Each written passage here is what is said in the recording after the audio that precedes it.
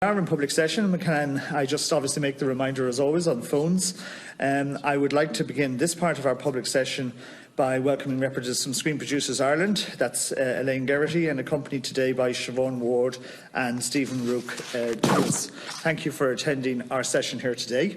Can I just, to remind you of the statement on privilege, to advise you that by virtue of Section 17(2)(I) of the Defamation Act 2009, witnesses are protected by absolute privilege. However, if you are directed by the committee to cease giving evidence on a particular matter and continue to do so, you are entitled thereafter only to qualified privilege in respect of your evidence. You are directed that only evidence concerned with the subject matter of these proceedings is to be given, and asked to respect the parliamentary practice to the effect that where possible you should not criticise or make charges against any other person or entity by name or in such a way to make him or her identifiable.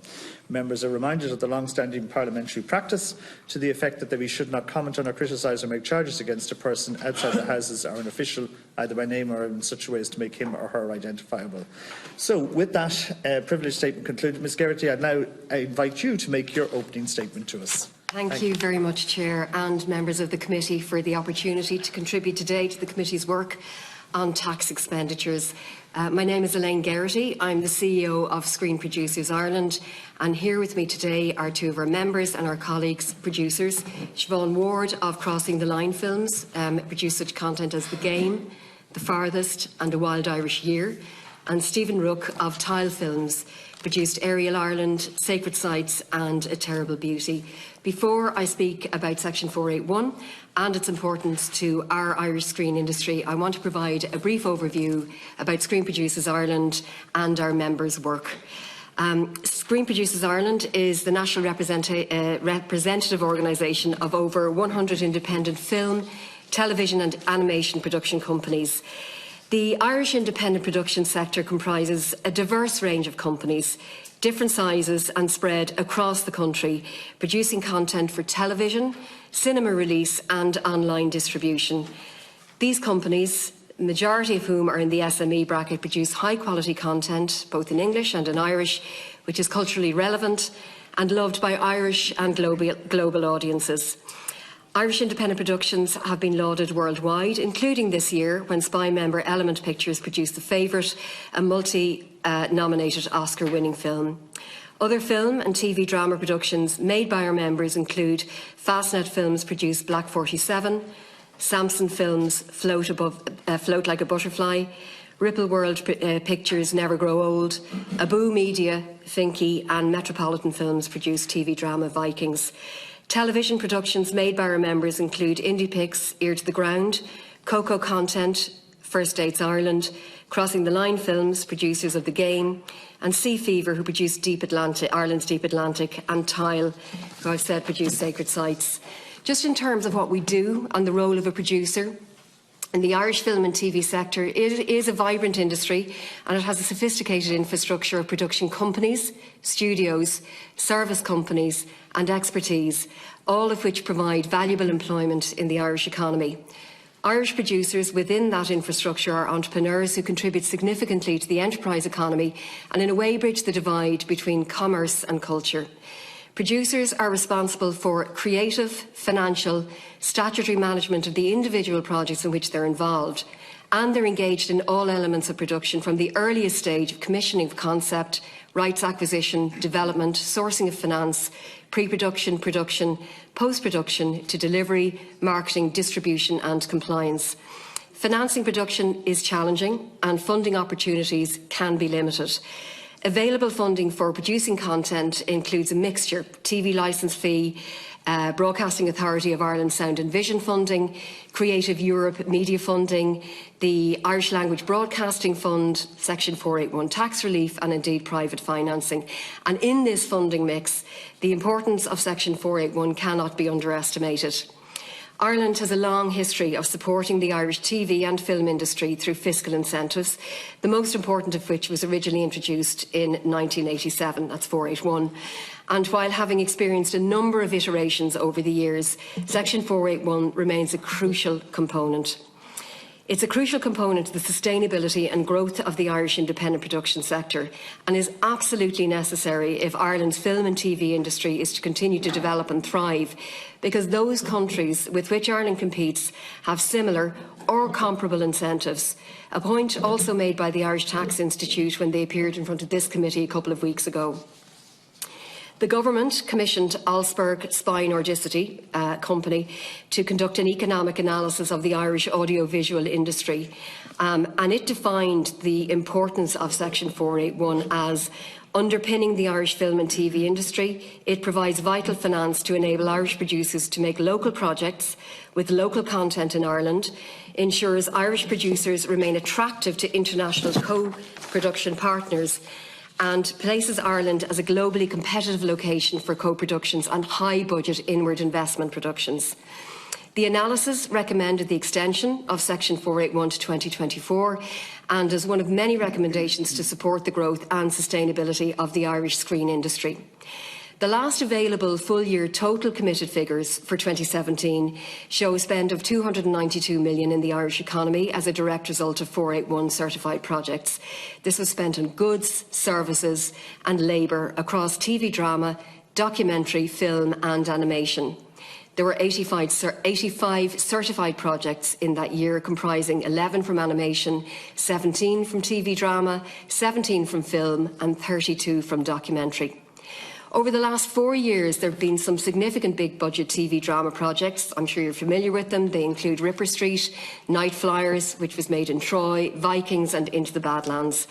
However, it's also interesting to note that the majority of productions in Ireland are in the 1 million and under budget range. And for example, over the years 2016, 17 and 18, the percentage of productions whose Section 481 eligible expenditure budgets were 1 million or less was 79, 85 and 83% respectively. It reflects the fact that the majority of Irish production companies are in that SME bracket.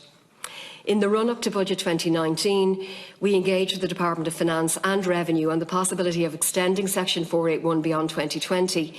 Now, this engagement has led to better understanding between all stakeholders on the operation of the incentive and to ongoing engagement, which in fact has been very, very helpful. In October last year, the Minister for Finance, Paschal Donoghue, announced the extension of Section 481 to run until December 2024, advising that the extension of the incentive was to support the continued growth of the film industry in Ireland. The Minister also announced a new time-limited regional uplift of up to an additional 5%, and this will taper out over a 4-year period. The uplift will support the development of new local pools of talent in areas outside the current main production hubs, which tend to be Dublin and Wicklow. And this will help to increase the geographic spread of the screen sector in Ireland and support the overall cultural objective of having an established and sustainable screen industry in Ireland. Significantly, the tax incentive moved to a self-assessment model, which came into effect in March of this year. We believe that this move will make the application process more efficient in the long term, and in the meantime, we look forward to the publication of a new set of guidelines by Revenue related to eligible expenditure. The announcement of the extension was welcome and very important, as the lead-in time for film, TV and animation projects from initiation, development to financing and production can span several years. Certainty around the long-term availability of Section 481 is crucial to provide confidence and security to both the indigenous industry and to ensure we can continue to attract direct inward investment by international studios and producers. Speaking about Section 481 in May last, the Minister for Culture, Heritage and the Gaeltacht, Josepha Madigan, has said that Section 481 is a key and central component of the Irish screen sector. We support this statement by the Minister for Culture, which shows the Government's commitment to supporting a strong, vibrant Irish Indigenous film industry. Delivering quality employment is an obligation of Section 481. The Irish producer company itself employs a core full-time staff who work in the areas of production, development, administration, sales and marketing. That core staff are involved at all stages of delivering a production in a process that often takes, as I've said earlier, possibly 3 to 4 years. Crew are then hired when a project moves to the production stage and for the duration of that project. And crew comprise a mix of PAYE and self-employed individuals. The independent production sector, industry provides significant employment opportunities for crew. The Department of Culture commissioned Alsberg report into the economic activity in the audiovisual sector for 2016, where it stated that there are over 7,070 full-time equivalents of employment in the live-action film, TV and animation sectors. And these sectors of the industry contribute 692 million in GVA and generate 184 million in export earnings. Our crew are some of the best in the industry and act as a strong attractor for projects. This is in part because skills development has always been core to the production industry in Ireland, but also because Ireland has been able to attract a diverse range of projects enabled by Section 481. The introduction of the new skills development requirements as part of Section 481 application criteria means that we can continue to build upon this while allowing us to capture data and information with regards to skills development. We can track career pathways in the industry, as well as identifying and addressing skills gaps. In conclusion, Section 481 has a positive impact on the creation of indigenously produced content. It attracts incoming production and has a positive impact on the creation of quality employment. It contributes to Ireland's reputation as a global hub for high-tech digital and creative content, and it has a direct impact on attracting tourism to our country. The result is that Ireland has become a very attractive location for incoming film and TV production, but is able to support indigenous production at the same time. And expenditure in the Irish economy as a result of Section 481 clearly illustrates the need for Ireland to maintain and continue to improve its fiscal incentive as required. Be very happy to take any of your questions, as would my colleagues Siobhan and Stephen. Thank you. Thank you very much, Elaine, for that very comprehensive opening statement. Deputy Boyd Barrett. Thanks, and thanks to Spy for their presentation. I want to sort of say, before I ask a number of questions, that I'm very much in favour of the state providing support to the arts sector and to film and all of the arts, and indeed I would welcome a very significant increase in the budgets for those things. However, I'm not, as I suspect you know, convinced that Section 481, the way it's structured, is actually achieving the ends that we would want in terms of the provision of quality employment and training, which is the legal requirement of Section 481, or the development of companies of scale, which is indeed something that 24 years ago the Indicon report said should be the purpose of Section 481. And indeed, the Indicon report at that time strongly criticised the project-by-project nature of the Irish film industry and said that the Section 481, or Section 35 as it was then, was actually encouraging and perpetuating a project-by-project, short-term film industry which would not result in the development of companies of scale. I would further point out that the EU, in its guidelines on state aid to the audiovisual sector, pointed out that that aid should deliver the consolidation of the industry through the creation of soundly based production undertakings and the development of a permanent pool of human skills and experience. Now, I want to put it to you, Elaine, that none of that is happening. Okay, that none of it is happening. So, for example, yourselves and others who are supporters of 481 came into the Arts Committee a year and a half ago and said there were 17,000 whole-time equivalents, which sounds good. Today you've used the figure of 7,000, but there was a counterpoint put at that committee, as you know, from the workers in the industry, who said actually the figure was nearer 2,000, and that very few of those, if any, were secure jobs. On foot of that debate, the Minister asked for an investigation into it, a study of it, and concluded, I quote, "In 2016, the Revenue Commissioners estimate the number of employees directly engaged in Section 481 productions are 2,158. Okay, so in other words, Spy and other supporters, based on those figures, overstated the level of employment in the film industry deriving from Section 481 by 800%. Now, that's pretty significant from a value for money point of view for the public. And you might tell us how many of those are, if you like, permanent jobs or even secure jobs. Because one of the things the Indicon report said way back in 1995 was that what you actually had was a series of micro companies with a very small number of permanent employees. And I would put it to you that continues to be the situation. That there's almost nobody has any security of employment. There's absolutely nothing to protect workers from displacement, wholesale displacement, or even blacklisting, which has been alleged by workers in the industry. And can you riddle me this? Given that Section 481 says specifically that it is given on the proviso of the provision of quality employment and training, how can it be that your members in the Labour Court and the WRC, when challenged by workers over their employment rights, claim that the production companies who apply for and get the relief are not the employers? I don't see how you can get a relief to provide quality employment and training and then simultaneously claim that you don't employ the crew on those films, but hide behind a DAC, which is an accountancy tool.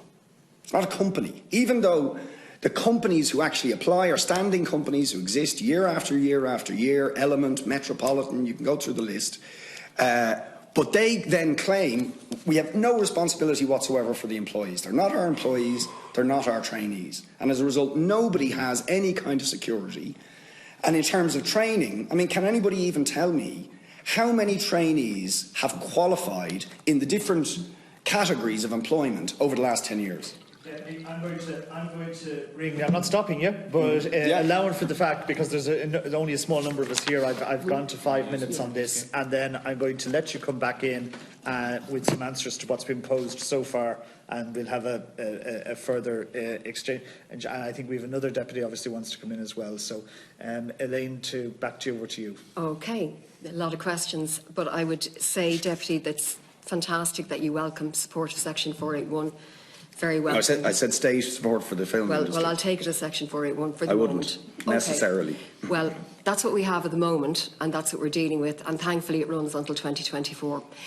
So I'll try and answer all of your points, and if I miss any, just let me know. Can I just take a step back and talk about the industry and how it's constructed? And I touched on it in the overview that I gave in the first 5 minutes. And I'll ask Stephen, actually, and Siobhan to speak to this, because they're company owners.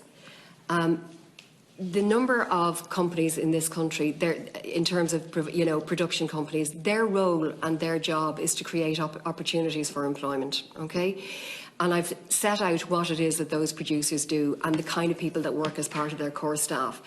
The responsibility of producers is to find projects, create projects, get them funded, get them produced, make them successful, and give the opportunity to create the kind of employment that you're talking about. And that is the role. You talked about the EU directive around a permanent pool of talent, and I would focus on the word pool versus the word permanent. Thankfully, in this country, we have a fantastic pool of very, very talented crew that work across all of those genres: TV, documentary, drama you spoke about, and film. They have been available, they are available, they're incredibly talented, and we have a permanent pool of workers. In terms of what that looks like and what their day-to-day looks like, our industry is absolutely no different to any other territory where the screen industry that exists. It operates in exactly the same way. The role of the producer is to create the opportunity, to be enterprising and create employment opportunities and to add value to the economy. That's the role of the production company per se. Once that happens, and often they're managing the opportunity of 2, 3, maybe 4 projects at any one time, which is very challenging in its own right, that's when employment is created. To suggest that it could be any other way is really, it's not accurate. It can't be. The purpose of the pool is that you have available talent and crew when you need it, and we have. You'll remember after the Culture Committee Oireachtas hearings yourself back in January and February, I mean, the guilds, the film guilds of this country, organised as a direct result of what was being said at those meetings, to say to yourself and people who may have a different view of the industry about how their industry works for them and how they wish to work. Yes, it's project by project, but the point about what we do as professional producers is to create as many projects as possible, and ideally to have so many so as to operate and offer work 365 days a year. That's the model. That's not going to change. I'll move on to skills development. Actually, no, let me take a step back about this idea about not being supported in terms of security and the other words that you used around, the sense that perhaps people who are engaged and employed in the industry don't have protections. Like, we as employers are under the same scrutiny and subject to the same employment legislation as absolutely every other employer in the land. That's the first thing. The second thing is, sorry. Just and for the deputies, we're going to try and keep this as tight as possible if we can to the tax question and the tax incentive question, because I appreciate Deputy Boyd Barrett did go into other areas, but I'm just conscious of time, and this is a budget committee. We are not revisiting, I made that clear beforehand, we are not revisiting the whole area of what the sectoral committee did earlier in the year. Fair enough, but all of those obligations are tied to 481, and that's why. That's okay. Chair, just on a point of order, sorry, Elaine. See, the point is that the tax relief is explicitly in the finance legislation, tied to the issue of quality employment and training, so it is relevant. Absolutely, I'm just trying to, for all our sakes, because I want to Deputy Doherty in as well. I'm happy not to refer to previous committee meetings, but it's really relevant because there are a number of obligations tied to Section 481 being received. And now, with the move to a self-assessment model, the producers themselves are individually required to declare that there is compliance with lots of things, including skills development, and you've got to put forward a plan in order to get certified in the first instance to be allowed to be considered for Section 481 at all. And secondly, with areas such as legislation and quality employment, and quality employment means adherence to all employment legislation. That's what it means in that context.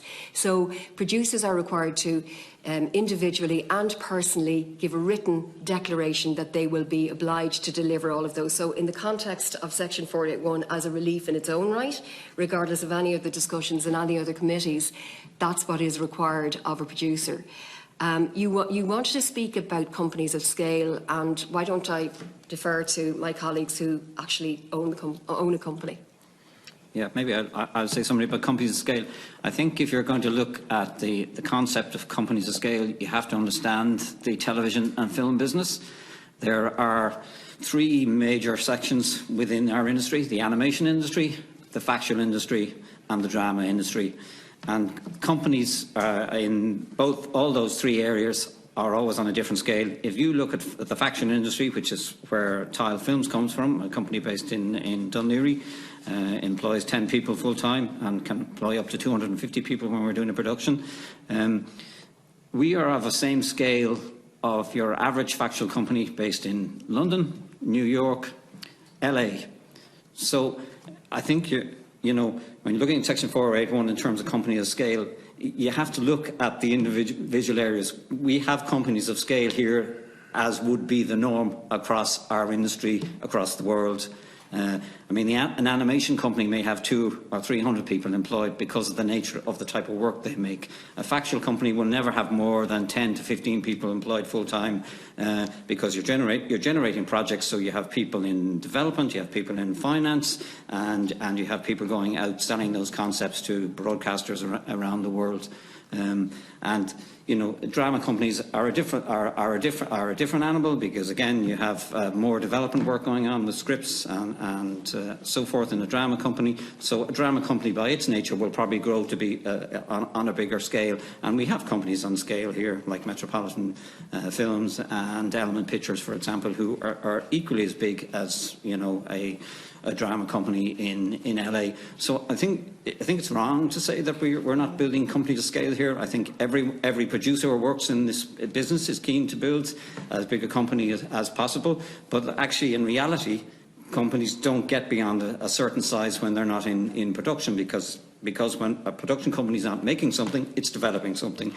Did you want to add? Yeah, I suppose just on that and the companies of scale, that's not to say that there's not growth within the type of companies that we work in. If you take Crossing the Line, it started out in 1995 to make one film about the Irish Everest expedition, and now we're generally try to make 2 to 3 productions kind of in different stages at a different time. When you speak about project by project, it doesn't mean you finish one project, nobody knows where they stand, and then you start the next. You're constantly getting projects off the ground while you're working on another one. And I suppose Section 481 has been a key part of that growth. Like I know for us specifically, we would have made a project, The Secret Life of the Shannon, that would have gotten Section 481 funding. It was completely Irish financed. That added a layer of production value. It then went on to win awards.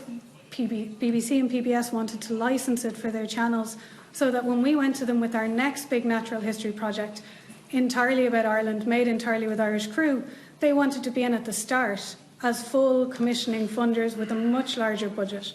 So suddenly, foreign funding from outside of Ireland was coming into the country, allowing us to make a much bigger scale project with budget doubling, eligible spend doubling, and that allowed us to grow our company, increase our number of permanent staff, employ a greater number of people on that production.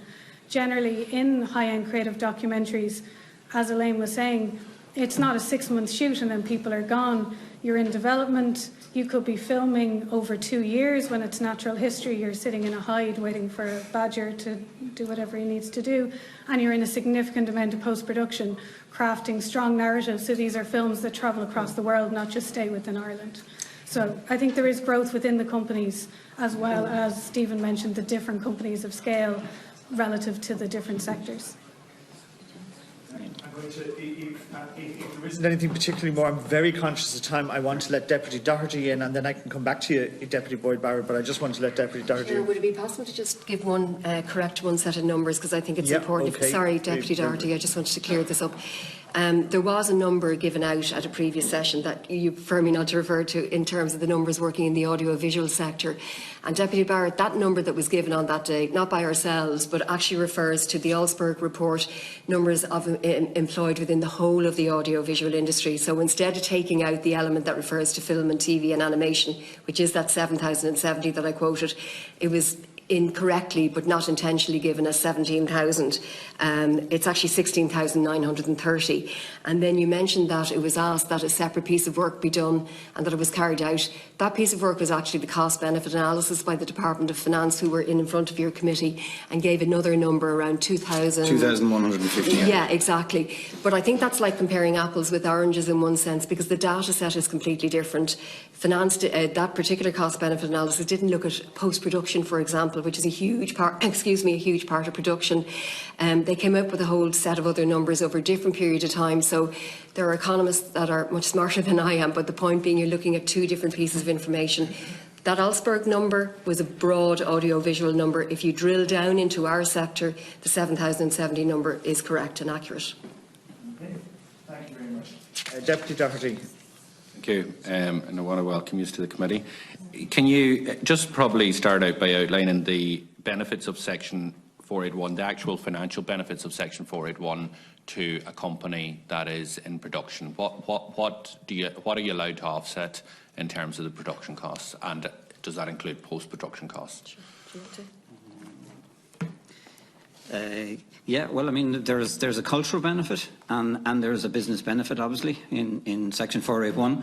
So in terms of how Section 481 works, it's based on Irish eligible expenditure, and Irish eligible expenditure can be up to 80% of your total budget if your total production budget is pure Irish budget. So it depends if you're doing a co-production and filming work overseas. All that overseas work is non-eligible spend because it's outside the country.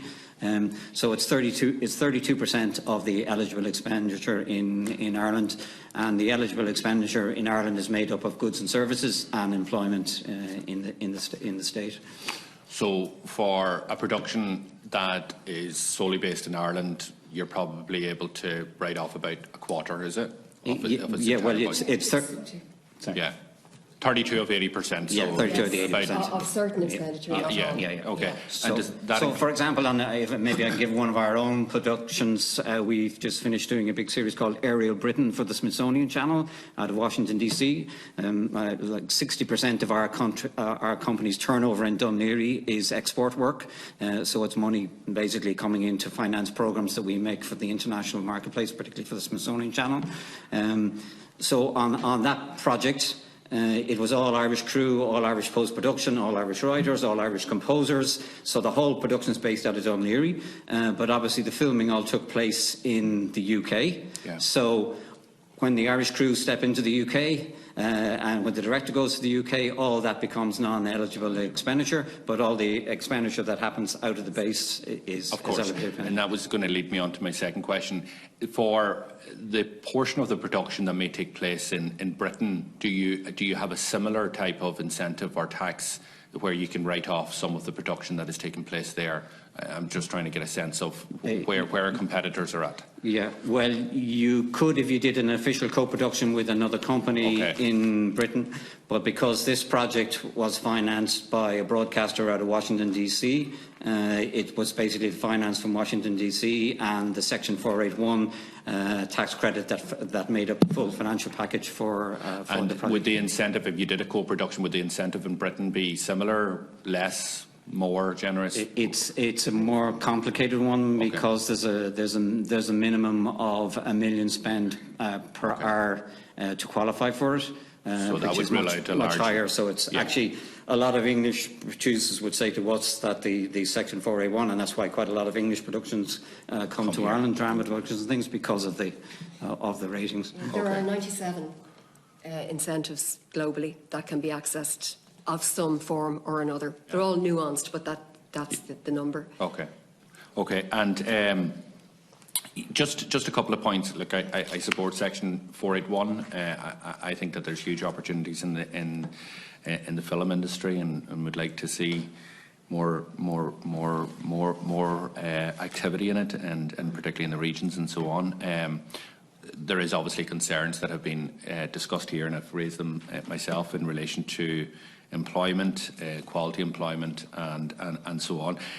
Can we just maybe drill into some of that there? You mentioned that the number of projects, certified projects last, or 2017 was 85. So that's 85 projects that availed of Section 481 tax relief. So, and of those, how many of those projects for that year equated to the figures that we're talking about here in terms of employment of 7,070 full-time equivalents? So your question is around number of employees, or during that, for those 85 I haven't broken that down. The numbers we're working off are formally from revenue as they issue them, so they wouldn't necessarily give you numbers of people attached to it per se. But the numbers that are generated in terms of the 7,000 came from the Alsberg audio-visual. And actually refers to 2016. But that's the entire industry, as opposed to the industry that is benefiting from Section 481. The 7,000. That's TV, animation, film, TV drama. Not all of which would benefit from 481, but probably the vast majority. And one of the challenges, Deputy, to be honest with you, is one of the promises with the Alsberg report was that there'd be a methodology to continue to analyse data in the industry and get these kind of statistics, such as you're speaking about right now. That wasn't brought forward as part of the report, which was eventually published last year. So the last data we have is for 2016. That's done in any great detail like that. So we'd actually, we're without it, which would be helpful to have it in some form or another, because all you're working on is top-line numbers from revenue as opposed to a deeper dive into what the industry is like and how it's structured. And the information is there. It's a matter of gathering it. So, like, if we were to look at kind of just a rough, if we were to say that all of those figures, and they should be collected, I agree with you, those full-time equivalents were companies that were availing of Section 481s. Then, as a rule of thumb, on average, each certified project that availed of Section 481 was employing about 80 full-time equivalents. Would that make some sense? If you did it as a, as a blunt instrument across everything, but of course it's around hours and it's around genre. Like Stephen spoke about the kind of production that he makes, that's not comparable to, say, a Vikings.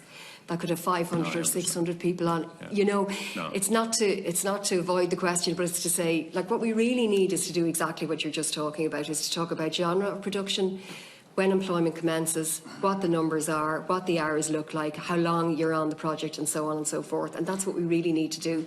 As an industry ourselves, we're calling for it. Should a production that, say, employs 40 full-time equivalents be availing of the same type of tax incentive that's linked to quality employment as a production that employs 400 full-time equivalents? I think my colleagues have made the point for that.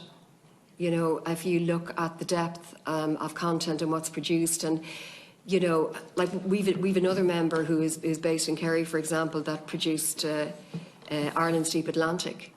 I would say with not a huge amount of staff, etc., but like that particular programme is now on the junior cert as part of the curriculum. So how do you measure value? It has to have a cultural impact as well. You have to be able to say that it leaves a footprint and that it has longevity, and also allows companies to leverage what they do. So when they go to PSB in the States or whatever, that you can actually build your company and build scale. So I think it's a blunt instrument to say X number of hours equals Y number of income, that there are a number of measures that have to be considered when you look at value. Can I ask you, and these aren't necessarily my own views in terms of some of the earlier questions, but I'm just interested in your own views and the industry's views. But on this one here in particular, do you believe that there is an issue of concern in relation to employment rights within the industry? I believe. Do you think that there's room for improvement? I believe that issue has clearly been raised, particularly through Deputy Barrett, etc. But could I let you know that, Minister Madigan, as recently as May, spoke about having a film forum, examining any concerns that might be raised by yourself, Deputy. And, suggested that the place to hear all of those things would be the Labour Court of the WRC. So Screen Producers Ireland, along with ICTU, we have just taken the initiative and approached the WRC to conduct an audit of our industry, which they have agreed to do, and they have invited public submissions on that. And we've done it for a few... Who's doing the audit, sorry? The WRC. Oh, the WRC. Yeah. Because I haven't heard a debate, and I know Deputy Barrett has raised his own issue, but I haven't heard a debate in relation to Section 481 in recent times where there wasn't support for investment by the taxpayer in terms of the arts and the visual arts and the film industry. But I also haven't heard a debate that didn't raise the concerns in relation to employment. And there is an issue where, while this is extended till 2024, and I'm sure the industry will hope that it's extended again beyond that.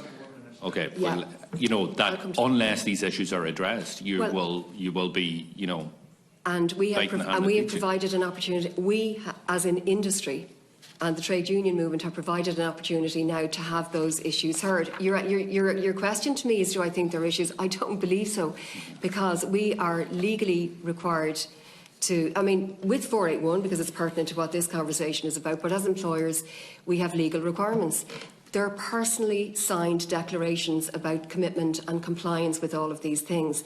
Certainly the industry is slightly different. It's not bricks and mortar. We're not producing widgets, but that doesn't mean we're special. That means that we still have to provide, proper employment, and that we have to adhere to all the legislation. So the opportunity to have these issues discussed is now. We have put it forward with ICTU, and I would suggest that everybody contributes to that process. Yeah, that's and the other thing which I think it will do is that while we conclude national collective agreements under the ICTU group of unions, that will examine those agreements, will make sure that we've got best practice. If we don't, it will make recommendations, and it also allows, the Labour Court and the WRC to become familiar with the industry, warts and all. So Can I ask two final questions? Yes. And I hear, and it'll be interesting to see the working of that. But sorry, the chair is very rigid with his clug bug. He is, unfortunately. Even though there's only two of us here, he's still. Well, the problem is, I know we've another piece of work. We'll be thrown out at 1:15 from this room. So that's. We have to do something else. Yeah, after this.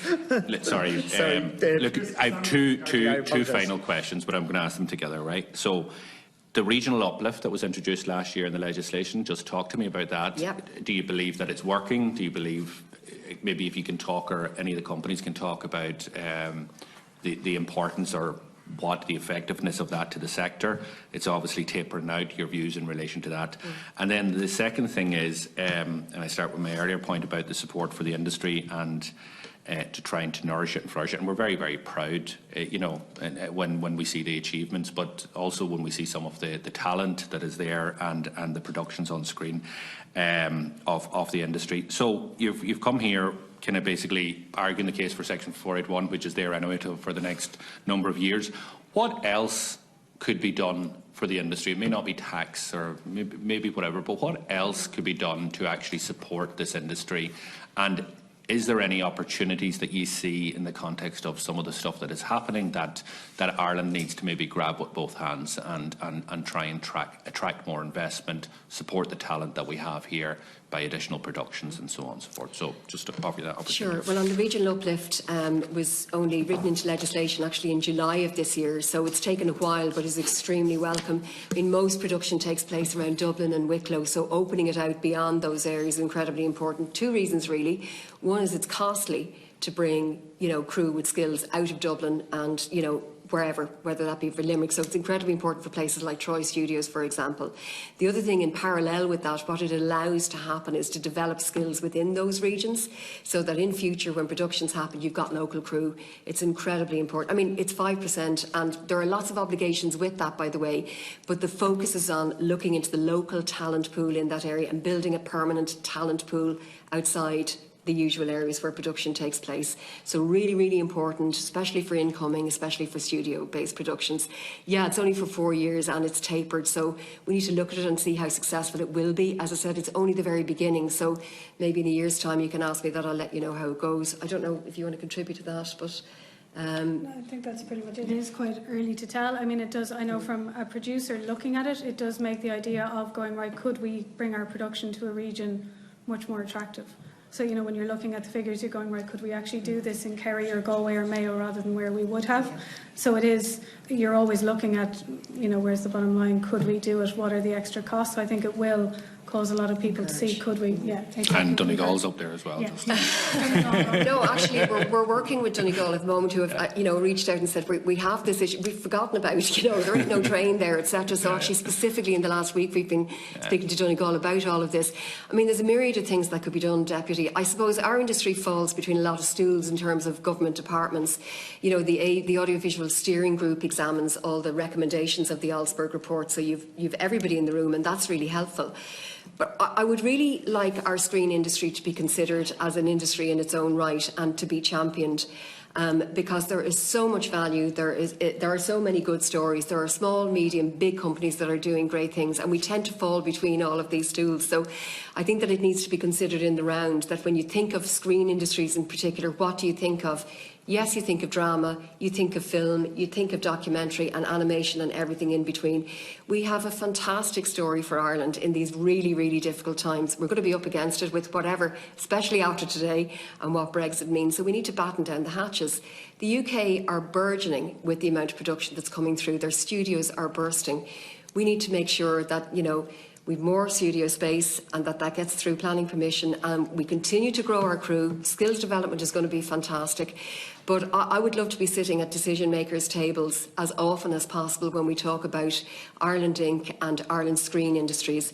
You know, I welcome Desiree Finnegan, who's the incoming CEO of Screen Ireland. It's going to, you know, great to meet Desiree and what the plans are ahead. But they're our ambassadors when they leave these shores, and they need to be supported as well and able to you know, to sell brand Ireland for incoming productions. And I would finally say that if anybody has any concerns about any element of our industry, we are always open for business and for questions. Come out and visit a set. Come out to small sets. Go out, you know, to documentaries. If you want to go into the hut on the nature programmes, come out to Ashford, Ardmore, whatever, and see for yourself. It's an open invitation. We'd love you to see that up close. Thank you. I'm going to I'm going to conclude, Deputy I. I'm going to go back, as I promised, to Deputy Boyd Barrett then for just a couple of quick questions to finish. And we, just for ourselves, apologies to, I think we have this room until 1:15. I think we'll probably be reinstating tomorrow's session, which we'll probably need now realistically to look at the pre-budget report. We're not going to come to it. What? We're not going to come to it because I have to be gone by 3 anyway. Sorry? We're not going to come to the pre-budget report today. If we do, we'll only have a few minutes on it. We won't get a full run-through on it, I think, at this time, being realistically. So, but we'll try and get something started. Sorry, apologies. Deputy Boyd Barrett. First of all, just to clarify, I'm in favour of more public investment in the arts and the film industry, but not necessarily 481 for the reasons I've indicated.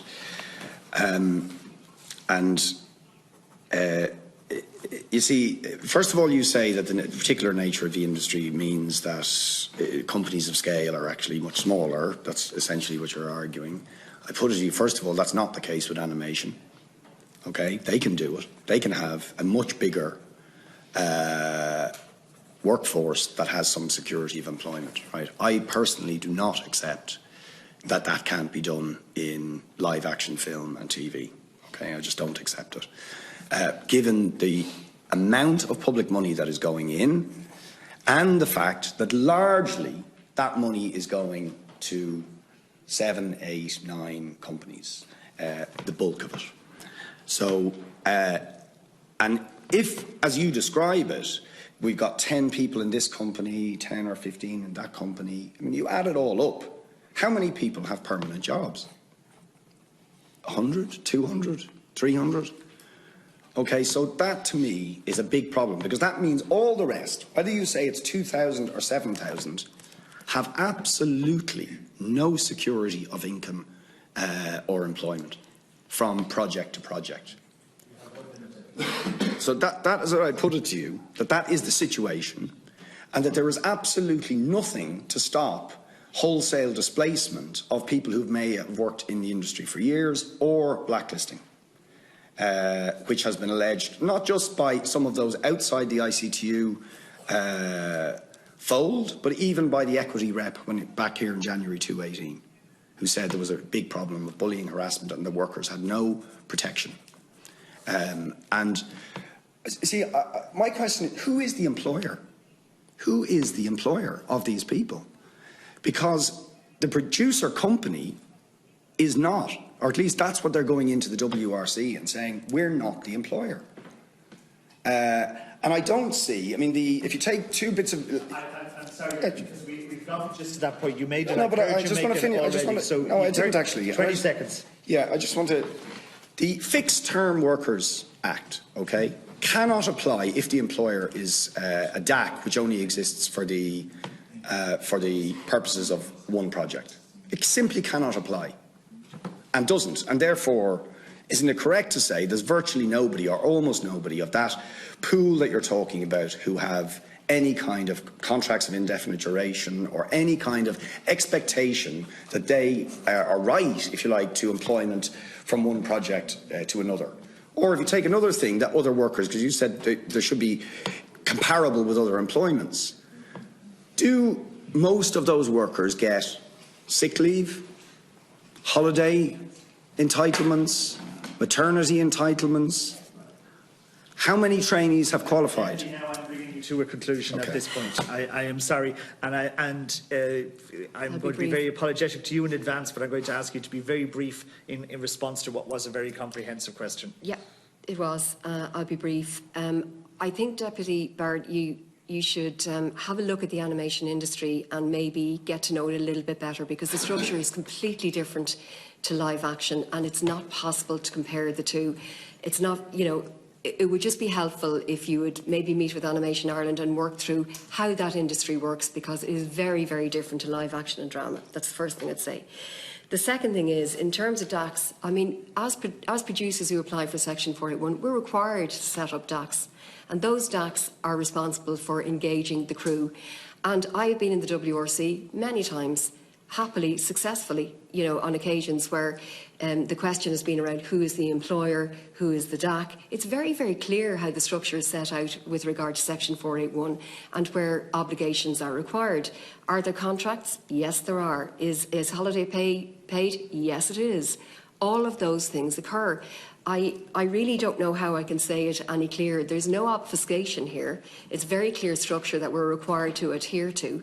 And I'll just leave with this. You talk about, permanent employees. If I'm a production company and I make one project a year that requires construction, and I don't make another project that requires construction for 4 years, is the suggestion that I take on a permanent staff of construction workers, because that's the right thing to do, even if I never make a project that requires construction, that can never work. It's not how it works. That allows people who work in construction or in whatever element of crewing they are to go and be hired for the projects that are suitable for their grades and for their talents.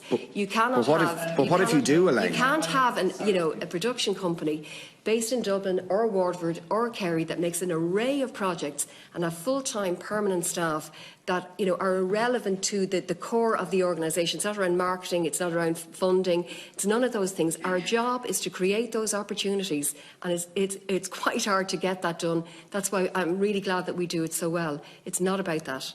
Thank you very much. Great. Thank you. With that, I'm going to bring this session to a conclusion. I would like to thank Screen Producers Ireland for coming in. I'd like to thank you, Elaine, Siobhan and Stephen, for your contribution to us today. I'd like to thank the deputies for their interaction to it. We are now going to conclude this session and go into private session. Thank you. Thank you very much.